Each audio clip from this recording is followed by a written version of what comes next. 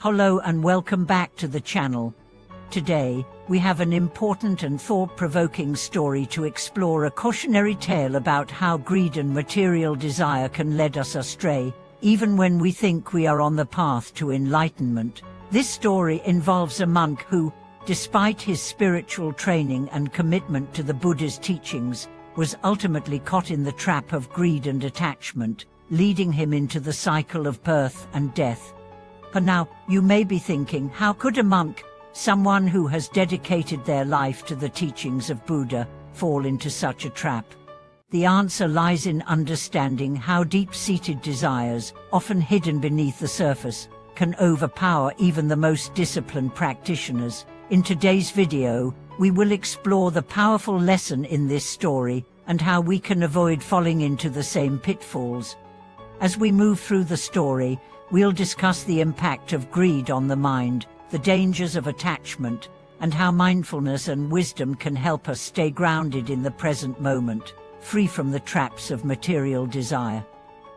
By the end of this video, you will not only understand the tragic consequences of greed, but also how to cultivate a life of freedom and peace, unburdened by attachments. The story of the monk and his fall into greed. Let's begin by looking at the story itself. The monk in this tale lived during the Song dynasty in ancient China. He was known for his devotion to Buddhism and his sincere efforts in cultivating a life of simplicity and meditation. He had spent years in a monastery, practicing the Buddha's teachings on detachment and non-attachment. However, despite his outward devotion, this monk had a deep-seated attachment to material wealth. This desire for wealth began to grow in him over time, particularly when he was entrusted with managing the temple's finances. The monk, like many of us, initially justified his desire by thinking that it was for a noble cause. After all, the temple needed resources to help others, right? But over time, his desire for wealth became more self-serving. He began to hoard money for himself, seeing the material world as a means to attain security, comfort, and status.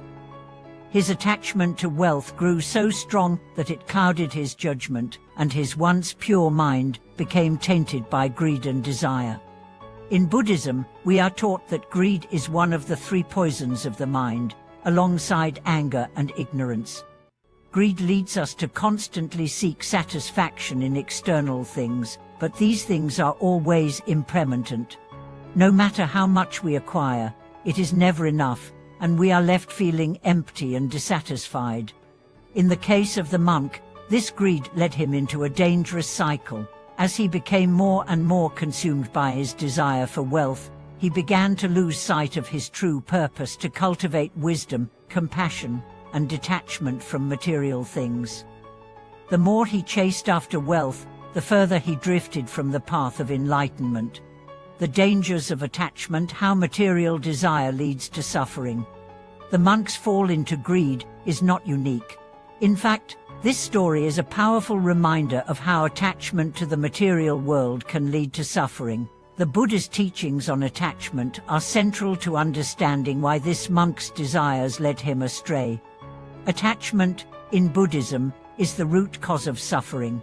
When we become attached to things, whether they are material possessions, relationships, or ideas, we are creating an illusion of permanence. We mistakenly believe that these things will bring us happiness, security, and fulfillment. But because everything is impermanent, attachment only brings pain when we inevitably lose what we have clung to. The monk's attachment to wealth is a classic example of how desire for material gain can cloud our judgment and take us off the path of true happiness. The more he focused on accumulating wealth, the less time he spent meditating or practicing compassion. Slowly, his heart became numb to the suffering of others, and he became blind to the true nature of life. The cycle of birth and death, how greed keeps us trapped in samsara. One of the most profound teachings of Buddhism is the concept of samsara, the cycle of birth and death. Samsara is the endless cycle of suffering and rebirth, driven by our desires and attachments. The monk's attachment to wealth despite his spiritual training, kept him trapped in this cycle. According to Buddhist teachings, every time we act out of greed, hatred, or ignorance, we create karma, which binds us to samsara. This karma can lead us to be reborn in various realms, not necessarily in the most favorable conditions, but in situations where we continue to experience suffering. The monk's attachment to material wealth created negative karma that further cemented his cycle of birth and death. The tragedy of the monk's story is that his desire for material wealth led him to perpetuate his suffering, even though he was on the path to liberation.